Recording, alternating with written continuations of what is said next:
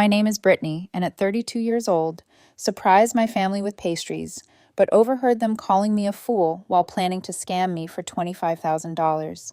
So, I changed the locks, watched them panic. If you have ever felt betrayed by the people who should have been your biggest supporters, let me know where you are watching from. Last Friday, I arrived home early to surprise my family with their favorite pastries.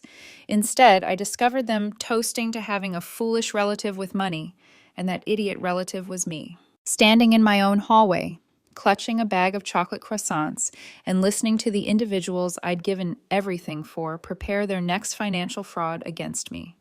I recognized something that struck me like a freight train. I was not the family helper. I was the family idiot. I'll explain how I went from being my family's personal ATM to teaching them the most costly lesson of their life. 2 years ago, I believed I had my life sorted out. At 32, I recently divorced Nathan. Not because we disliked each other, but because we had just drifted apart like old friends who had run out of things to say. Our divorce was orderly, courteous, and almost dull in its civility. There will be no shouting outbursts or custody fights for children we never had. Just paperwork amid the silent breakdown of a life we created together. The only major asset we had to divide was our country house, which was roughly an hour outside of town. Nothing extravagant, but it was on 2 acres of land and had a quiet atmosphere that let you forget about deadlines and traffic congestion. Nathan did not want it. He said he liked city life anyway, so it became mine in the colony. Initially, I intended to sell it immediately. What did a single lady require with a large house in the middle of nowhere? I had my eye on this stunning modern apartment downtown near to my trading firm, where I worked as a senior account manager. The mathematics was straightforward. Sell the house and purchase the flat altogether. No mortgage payments, clean and practical. But then my family became involved. My parents, Susan and John, are in their early 60s. Dad is a former construction worker with calloused hands and strong views on everything. Mom was a teacher before she retired, so she has a knack of making you feel terrible without saying you should. They'd always had opinions about my life choices, but they were generally suggestions rather than commands. Sophia, my younger sister, works at a chic downtown store. She's always been the social butterfly, remembering everyone's birthdays, planning family events, and making friends with strangers in grocery store lines. She had been seeing Daniel for almost 2 years. He appeared decent enough and worked in it, or something technical that I never understood.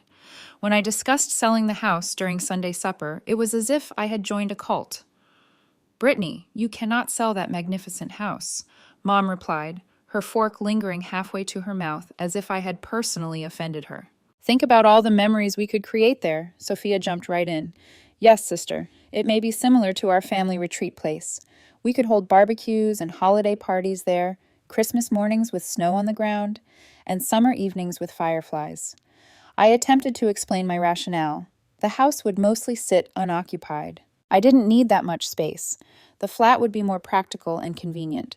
But then Mom took out the heavy weapons. She leaned across the table, took my hand with both of hers, and gave me the puppy dog eyes that she had been using on me since I was 5. "Please, Brittany," she pleaded, her voice softening and imploring. "Keep the house for the family. For me." When your mother looks at you like that and says, "For me," resistance becomes almost impossible. I have always had a sweet spot for my family, particularly my parents. They worked hard their entire lives and never asked for anything, and now they're asking me to preserve something that would offer them joy. How could I say no? So, I did not. Instead of selling the property and purchasing the flat altogether, I obtained a mortgage on a smaller apartment in the city. It wasn't the contemporary fantasy apartment I'd hoped for, but it was satisfactory. 2 bedrooms, a new kitchen, and a convenient location for shopping and work. The monthly payments weren't too hard given to my good salary and the hefty down payment I had put up. After deciding to keep the house, I immediately installed a complete security system. I'm a single lady, and the house is rather remote. I wanted to feel protected while I was there alone. I had cameras put around the property and purchased one of those alarm systems that connect directly to a monitoring provider. The entire system cost me around $2,500, but it was well worth it for the peace of mind. I also handed my mother an extra set of keys. The happiness on her face when I gave them over made the financial sacrifice worthwhile. Over the next 2 years, the home served as the unofficial family headquarters. My parents would go out there for weekend trips, just the two of them, like if they were still young. Sophia would take Daniel there for romantic weekends, making lavish dinners in the kitchen and going for long walks around the property. During the holidays, the space would fill with voices and laughing. My parents, Sophia, Daniel, and on occasion, my mother's sister, Catherine, and her husband, as well as my father's brother, David, and his family. I honestly felt pleased about my decision. Sure, I was paying a mortgage when I could have purchased my condo outright, but seeing my family happy made it worthwhile. My employment was going great. The payments weren't too much for me, and I felt good about being the one who made family reunions possible. Sophia and Daniel's relationship became more serious by the month. Daniel's parents, Karen and Michael, have even started attending some of our meetings. They appeared like fine people, perhaps a little more tense than our family, but polite enough. I can envision wedding bells in the not-too-distant future. Then came the phone call on Tuesday evening, which triggered everything. Brittany, honey, Mom's voice was upbeat and pleasant. I just wanted to let you know that we're arranging a large family gathering at your country home on Friday. It'll be me and your father, Sophia and Daniel, his parents, Karen and Michael, and Catherine and David's entire family. Will you be able to join us? I groaned and looked at my calendar. I wish I could, Mom, but I have a very important management meeting on Friday. I'll probably be trapped at the office till late. Oh, do not worry about it, sweetie, Mom remarked in that knowing tone I'd heard 1,000 times. Your work is vital. We will have fun without you. She hung up, and I returned to watching a meaningless TV show without thinking much about it. Just another family gathering that I'd have to skip due to work. It happens occasionally, but on Friday morning, everything changed. I was getting ready for the big meeting, mentally preparing for what I knew would be a long and stressful day when my boss phoned. Brittany, I have some bad news. Both the director and his deputy became ill with the flu overnight. We'll have to postpone the management meeting until next week. I honestly felt relieved. Those meetings were often heated, and I had been dreading this one for weeks. Take the afternoon off if you want, he said. There's not much else going on today. After I hung up, I sat there for a bit to reflect. My family was enjoying themselves at my country estate, and I found myself with a free Friday afternoon. Why not surprise them? The notion made me grin. It had been long since I had done something impulsive. I could show up with some sweets, join the celebration, and witness the surprised and delighted expressions on their faces. It would be wonderful. I hurriedly got ready and headed to my favorite downtown pastry store, the type of establishment where everything costs twice as much but tastes like bliss. I purchased a variety of their greatest products, chocolate croissants, fruit tarts, and other sophisticated sweets, whose names I could not pronounce. People are thrilled simply gazing at these delights. When I arrived into my country house's driveway, I noticed that all of the lights were turned on and numerous automobiles were parked outside. Mom and Dad's old Honda, Sophia's small red Toyota, Daniel's black SUV, and a few more automobiles I recognized as belonging to other family members. Everyone was there, and the sounds of voices and laughing coming through the windows indicated that they were having a good time.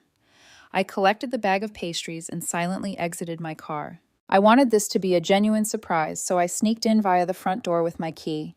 The noises were coming from the living room, and I could see there were a lot of people inside. I inserted my key into the lock as quietly as possible and spun carefully. The door opened silently. I went inside, holding my breath and trying not to make a sound on the hardwood floor. I was ready to come into the room and exclaim surprise when I overheard my mother utter something that caused my blood to freeze. I'm telling you, Brittany is very foolish.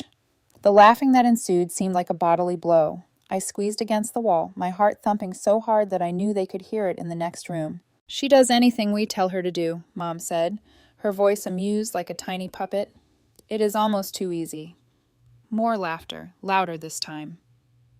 Remember when we urged her not to sell the house? Dad spoke up, and I could hear the amusement in his voice. She was prepared to sell it and buy herself a decent apartment entirely. But we told her a sob tale about family memories, and she kept the house and got a mortgage instead. Now we can use this gorgeous property anytime we want, but she has to pay for a small flat. My mother remarked, "The child has absolutely no backbone," and the nonchalant malice in her speech seemed like a knife in my chest. I could not breathe. This cannot be happening. These were the folks who were meant to love, support, and protect me no matter what. They were talking about me as if I were a joke. Then Sophia's voice broke through the laughing, and somehow this stung even more. Oh, and here's the greatest part. Every month I call Brittany and whine over my rent, and she always gives me around $750 with no questions asked. $750. I recalled all the times Sophia had contacted me, seeming tense and concerned about money. All those times I felt good about being able to aid my younger sister. All those times I deposited money to her account without hesitation, glad to be the older sister who could solve her difficulties. The audience erupted in laughter again, and I felt physically ill. Then I heard my Aunt Catherine's voice. That reminds me of when I contacted Brittany 6 months ago. I informed her that I needed money for emergency dental work. They said it would cost $2,800, which I didn't afford, and she just handed it to me. Someone inquired, without requesting any proof or information? Catherine laughed. I didn't want to see a dental bill or anything. I just deposited the funds to my account the next day. So, what exactly did you spend the money on? Someone asked. Catherine excitedly announced, I got new living room furnishings, this beautiful sectional sofa and a coffee table set. Brittany very much redecorated my living room for me. The laughing was becoming louder and more vicious.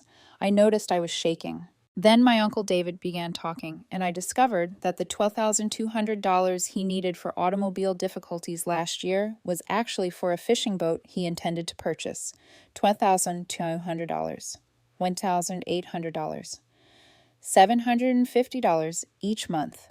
All of these figures were building up in my brain, and I was beginning to comprehend how much money I had given away over the years. I worked hard for this money I'd earned via long hours, unpleasant meetings, and meticulous planning. They took money from me while laughing at how foolish I was. I then heard Daniel's father's voice. It's very remarkable to have a family member like Brittany, someone who has money and just hands it out when you ask. Imagine having your own personal bank that never asks questions. That is precisely who she is, my mother agreed, and her voice was full of delight. A walking ATM. The nicest thing is that she never demands her money back. She just gives it freely as if she were a charity. Well, we need to keep this gravy train going, Dad remarked. I can't allow her to become too smart and start saying no to us. My mother's voice became enthusiastic. Actually, that's ideal timing, because I've been considering our next major request. Sophia and Daniel are surely going to be engaged soon, correct? We've been talking about it, Sophia explained. Daniel has been looking at rings. Perfect, Mom continued. When that happens, we'll convince Brittany that she has to pay for the wedding. I believe we can obtain at least $8,000 to $12,000 from her for that, maybe more if we play it correctly. A wedding typically costs between $8,000 and $12,000. My sister's wedding, which I would not be engaged in arranging but would be expected to pay for. How are you going to get her to do that? Someone asked. Easy, Mom responded, and I could almost hear her kneading her hands together. We'll tell her it's what families do for one another, that she's the successful one, and that she should assist her younger sister have the perfect wedding. We will make her feel guilty if she even considers saying no. The sound of glasses clinking permeated the air. Here's to stupid relatives with money, someone shouted, eliciting laughter and cheers. And here's to Brittany, my mother said, the gift that keeps on giving. I stood there in that corridor, clutching that bag of pricey pastries, feeling as if the entire world had crashed around me.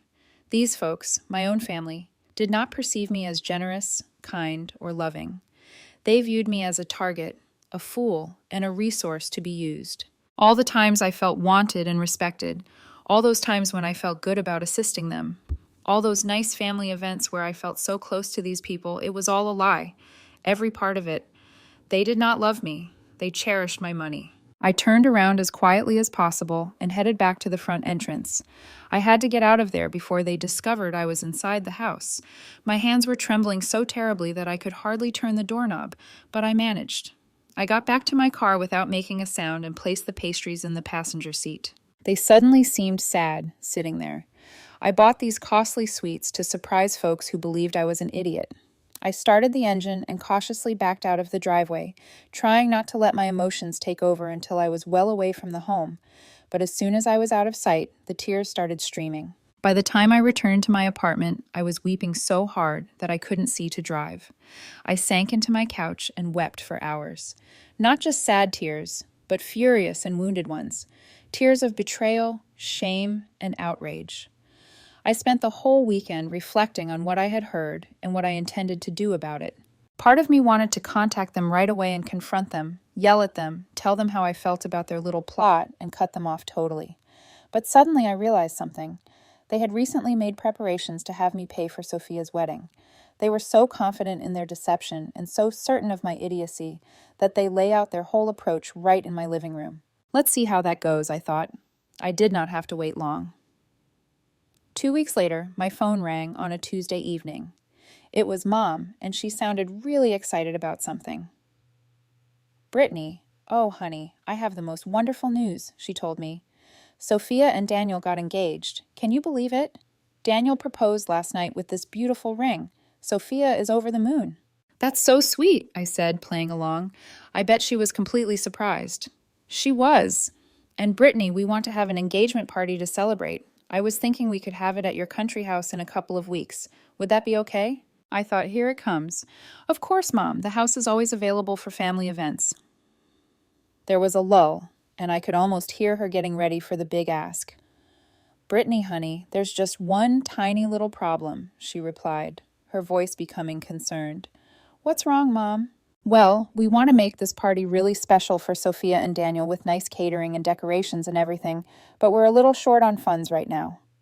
I had to bite my tongue to avoid laughing. "Oh no, that's too bad.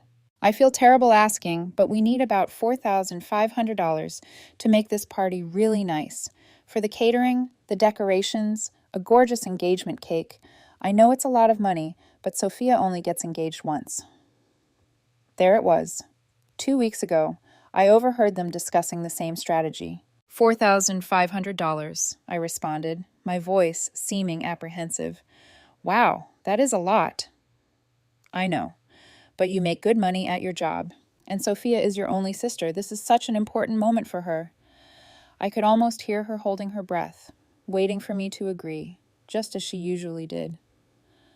"Mom, I wish I could help, but I don't have that kind of money available right now," I told her. "I just had some unexpected expenses come up, some repairs on my apartment that I had to pay for. My emergency fund is pretty much tapped out." I could see she was disappointed, but she tried not to express it. "Oh well. What if Sophia and Daniel and your dad and I paid for everything up front, and then you could pay us back later when you have the money?" Perfect. They were quite predictable. "That sounds like it might work," I said. "You guys go ahead and order whatever you want for the party, and I'll pay you back as soon as I can." "Really? Oh, Brittany, you're an angel. I'll call the caterers tomorrow and get everything set up." "Sounds great, Mom. I can't wait for the party." After she hung up, I sat there shaking my head. They were so certain they had me figured out that I handed up $4,500 without hesitation, just like I had always done. They were going to learn something new about me. 2 weeks passed, and on Thursday, I phoned a locksmith and booked a visit to my country home on Friday evening. I informed them I wanted all of the locks replaced, including the front and back doors. I made sure to plan them for late in the evening when no one in my family would be there. On Friday after work, I drove home. They had already decorated for Saturday's festivities. Actually, the site looked magnificent. They'd placed streamers and balloons everywhere, set up exquisite tables with white tablecloths, and hung string lights to make everything appear spectacular. They had really gone all out. I nearly felt awful about what I was planning to do. Almost. The locksmith arrived just on schedule at 7 p.m. Jericho was a kind man who didn't inquire why anyone would want to change their locks the night before a party. After he went, I wandered through the home once again, admiring the decor. Then I began putting everything down, including the streamers, balloons, and elegant table settings. I crammed everything into large black rubbish bags, trying not to think about how much effort they had taken to make the room appear immaculate. When I finished, I moved the bags to the corner of the house, where they would be visible from the driveway, but out of the way. Then I drove home and waited for tomorrow's concert to begin. The next morning, Saturday, I texted my mom. "Hello, Mom. I'm so sorry, but I won't be able to attend Sophia's engagement celebration today. I'm feeling fairly unwell with a cold and don't want to make everyone else sick." She responded approximately an hour later. "That is fine, Brittany. Feel better." That was it. No. "Oh no, are you okay?" Or, "Do you need anything?" Or, "I hope you'll feel well soon." Just, "That is fine." She did not even pretend to be concerned about my health. She seemed relieved that I wouldn't be there. I spent the morning lounging in my flat, waiting to see what happened. I had a pizza for lunch and prepared myself a cup of coffee. Then I settled in to watch some television. Around 2 o'clock, my phone started ringing. It was Mom. I smiled and sent it to voicemail. A few minutes later, Father phoned. I didn't respond to that one either. Then Sophia called. Nope. Then Mom again. Still no response. My phone started vibrating with text messages. I eventually checked them after approximately 20 minutes of frequent alerts. Mom. Brittany, we are at the house, but our keys do not work. Dad. The locks are different. What has happened? Mom. Brittany, why are you not answering the phone? We can't get in. Sophia. This is absurd. The keys do not fit at all. Mom again. What did you do? I put my phone away and let them stress for another 30 minutes while I ate my pizza. It was really rather serene, knowing that they were all standing outside my house, bewildered and irritated, most likely fighting over what to do. Finally, when I thought they'd had enough, I responded when Mom phoned again. Brittany, thank God you responded, she yelled into her phone. We're all at your house, but we can't go inside. All of the relatives are present. Daniel's parents are present. The caterers just arrived with all the food, and we're standing in the driveway like idiots because the door won't open. That's strange, I responded, taking a drink from my coffee. What do you mean by weird? Something is wrong with your locks. Actually, nothing is wrong with them, I explained gently. I got them replaced yesterday. For around 10 seconds, the other end of the phone remained silent. You changed the locks? Mom eventually stuttered. Why would you do that? I nonchalantly replied, I heard you call me stupid about a month ago. You and everyone else there were laughing at how dumb I am. Another pause. I heard voices in the background. Probably everyone wanted to know what was going on. Brittany, honey, I think you misunderstood something, she murmured abruptly, reverting to her lovely tone. We would never say anything like that about you. Really? So you didn't say I was incredibly stupid and that I do whatever you tell me to do, like a puppet? There was more stillness. And Sophia didn't brag about scamming me out of rent money every month? There was more stillness. And Catherine didn't laugh about spending my dental emergency money on furniture instead? Brittany, you aren't making sense, Mom remarked, but her voice was becoming wobbly. I overheard the entire exchange, Mom. Every word about how I am a walking ATM, about how you intended to convince me to pay for Sophia's wedding, regarding the toast you all made to your financially dumb family. The line became silent again. I could hear other voices in the background. Probably everyone wanted to know what was going on. Even if you heard anything like that, Mom finally said, you have to understand we were just joking around. We didn't mean anything by it. I laughed. Joking. Taking thousands of dollars from me while calling me an idiot behind my back is your version of a joke? Brittany, you're being ridiculous. We're family. Family helps each other out.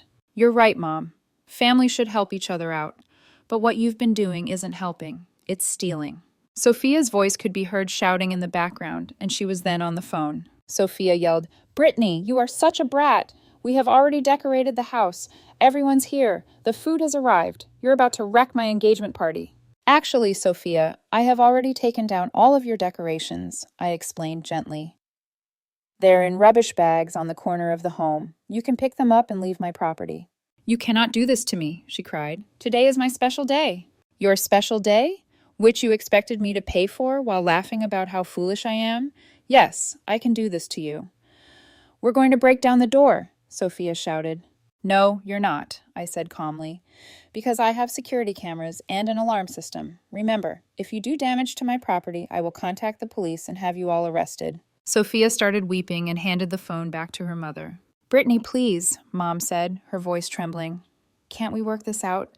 Just allow us in, and we'll discuss this like grown-ups. There's nothing to work out, Mom. I've heard exactly what you all think of me, and the conversation is finished. But we spent $4,500 on this party, she cried anxiously, and I burst out laughing. And whose fault is it? I told you I did not have the money. You chose to spend it anyway, trying to shame me into repaying you later. That was your decision, Mom. That is not fair. We are your family. You're correct. You are my family, and that is what makes this whole situation so much worse. I took a deep breath. Take your decorations, food, and guests, and leave my land, and do not come back. You don't mean that, she murmured, sounding terrified now. I totally mean it. I am done being your personal ATM. I'm done being the foolish sister and daughter that has to pay for everything. I am done with all of you. I hung up the phone and turned off the ringer. For the next hour, I watched on my security cameras as they all packed up and left. It was actually pretty satisfying to see them loading the catering food back into the delivery truck and shoving the decorations into their cars. Sophia was crying the entire time, and Daniel looked completely perplexed. The next morning, Sunday, there was a tremendous banging on my apartment door. I peeked through the peephole to see my parents and Sophia standing there, furious. I opened the door and asked, "What do you want?" "We want to talk," Dad said, shoving his way into my flat. "You ruined everything," Sophia blurted out. "My engagement party is ruined, and it's all your fault." "Actually," I said coldly, "it's your fault for believing I was foolish enough to pay for it after what I heard you say about me." "You owe us $4,500, Mom yelled. "We spent it because of you." I nearly burst out laughing. "You spent that money thinking you could trick me into paying for it, but it backfired." Mom's face went pale as she realized I had set them up on purpose. You did this on purpose," she said softly. "Of course I did. You believe I'm foolish, remember? But it turns out I'm far smarter than you gave me credit for," Dad said angrily. "Until you apologize to us and pay us back that money, we're not speaking to you anymore." I grinned. "Perfect. That saves me from having to remove you from my life myself. I don't want to talk to any of you anymore." "You can't be serious," Mom said, her voice breaking. "Dead serious. I am done giving you money. I am done letting you use me. I am a lot smarter today, aren't I?" I opened my apartment's door wider and pointed outside. "Now get out." They glared at me, but eventually stormed out, muttering to themselves as the door slammed shut behind them. For a long moment, I stood there in silence, leaning against the door and breathing deeply. My hands were shaking, not from fear, but from release. For the first time in my life, I had stood up for myself. I never sold the country house. Instead, I signed a contract with a real estate agency, and they rent it out as a vacation rental. The income actually helps pay my mortgage, and I no longer have to deal with my freeloading family. Sophia married last month. According to Facebook, it was a small, inexpensive ceremony at a local church. I wasn't invited, and I obviously didn't send a gift. My parents and Sophia have tried to contact me a few times through mutual friends, but I ignore them because I'm not interested in reconciling. They told me exactly what they think of me, and I believe them. My bank account is healthier, my stress levels are lower, and I've started building relationships with people who actually care about me as a person, not as a source of money. It turns out I'm not as stupid as they thought. I'm just tired of being their fool. Sometimes the individuals who hurt us the most are the ones we absolutely trust. Nonetheless, realizing their actual character might be just what we need to finally start living for ourselves. For so long, I mistook manipulation for love, obligation for affection, and guilt for generosity. I thought giving meant caring, that self-sacrifice was the cost of belonging. But when I overheard those words, those cruel, mocking words, I finally saw the truth for what it was. They never saw me as family. They saw me as convenience, as a credit line, as a safety net that never snapped. So now when I lock my doors, I don't just keep intruders out, I keep peace in. I bake pastries for myself sometimes, just one or two. I sit on the balcony of my small city apartment, sip coffee, and listen to the world hum below. The silence that used to feel lonely now feels like freedom. I no longer dread the phone ringing with a favor or a tiny request. I no longer chase approval from people who are only loyal to their own comfort. And maybe one day, if they ever come to me with a sincere apology, not an excuse, not a performance, but genuine remorse, I might forgive them. But I will never go back to being their ATM. I worked too hard to reclaim my self-respect to hand it over again. Now, when I think of that day, the day I stood in my own hallway with a bag of pastries in hand, I realize it was the day I was finally set free. Free from guilt, free from manipulation, free from pretending that love can be bought with generosity. It was the day I chose myself, because sometimes the biggest act of love you can show your family is walking away.